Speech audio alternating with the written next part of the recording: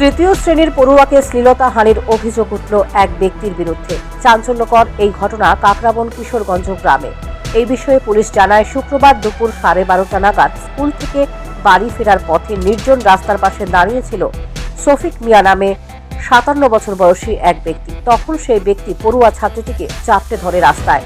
পরবর্তী সময় ছাত্রীটি বাড়িতে গিয়ে সমস্ত ঘটনা তার মা বাবাকে জানায়। পরে শনিবার দুপুরে গোটা ঘটনার বিস্তারিত জানিয়ে লিখিতভাবে পুলিশের কাছে মামলা দায়ের করে মেয়েটির পরিবার।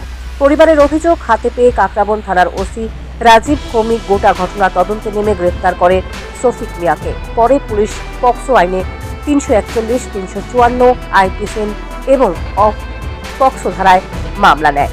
কাকরাবন থানায় মামলা নম্বর 20/2024। পরে এই ঘটনার খবর পেয়ে শনিবার সন্ধ্যা রাতে কাকরাবনের জিবিপি মণ্ডল সভাপতি বিশ্বজিৎ দাস কাকরাবন থানায় ছুটে যান দলীয় কর্মীদেরকে সাথে নিয়ে।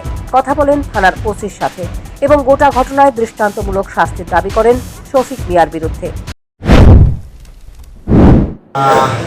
আজ প্রায় দুপুর 1:30 নাগাদ আমার থানাতে একটি অভিযোগ আসে যে একটি বাচ্চা, একটি নাবালিকা মেয়ে, ওনার বয়স 10 বছর। ও গতকাল দুপুরবেলা ঠিক 12:30টার সময় কিশোরগঞ্জ স্কুল থেকে ওনার বাড়ি দিয়ে যাচ্ছিল কাজ।